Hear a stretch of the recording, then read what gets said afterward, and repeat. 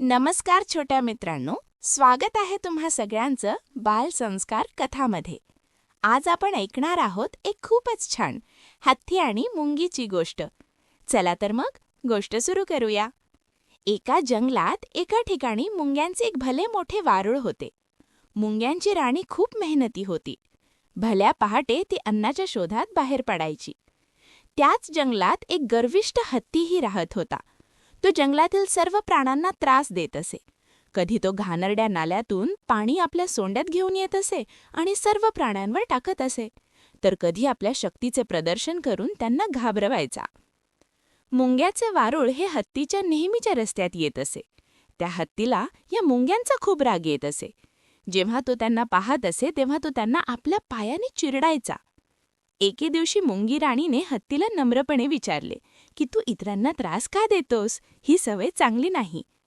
हे ऐकून हत्तीला राग आला आणि त्याने मुंगीला धमकावले की तू खूप लहान आहेस, तुझ्या जिभेला लगाम ठेव, मला काय चांगले आणि काय खराब हे शिकवू नकोस, नाहीतर तुलाही चिरडून टाकीन. हे ऐकून मुंगी गप्प झाली, पण तिने मनातल्या मनात हत्तीला चांगला धडा शिकवायचे ठरवले. तिने आपला हा बेट सर्व सहकारी मुंग्यांना सांगितला. एके दिवशी नेहमीप्रमाणे हत्ती त्याच रस्त्याने येऊ लागला. त्याने पुन्हा एकदा त्या वारुळावर आपला पाय ठेवला आणि पुन्हा मुंग्यांना चिरडू लागला.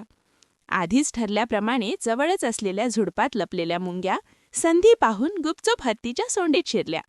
मग त्या सर्व मिळून हत्तीला चावू लागल्या. हत्ती अस्वस्थ झाला. त्याने आपली सोंड खूप जोरात हलवली, जोराने जमिनीवर आपटली, पण काहीच उपयोग झाला नाही. हत्ती आता वेदनेने ओरडू लागला आणि रडू लागला.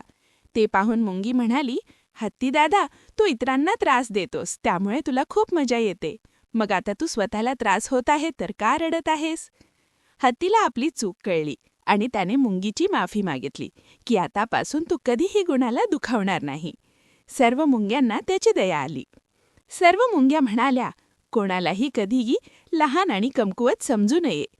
हे ऐकून हत्ती म्हणाला की मला धडा मिळाला आहे. आता आपण सर्व एकत्र राहू आणि कोणीही कोणाला त्रास देणार नाही. तात्पर्य: अहंकारामुळे आपल्याला फक्त त्रास होतो. कुणालाही कधीही लहान आणि कमकुवत समजू नका. तुम्हाला गोष्ट आवडली असेल तर लाईक करा, शेअर करा आणि बालसंस्कार कथाला सबस्क्राईब करा. पुन्हा भेटूया एका नवीन गोष्टीसोबत.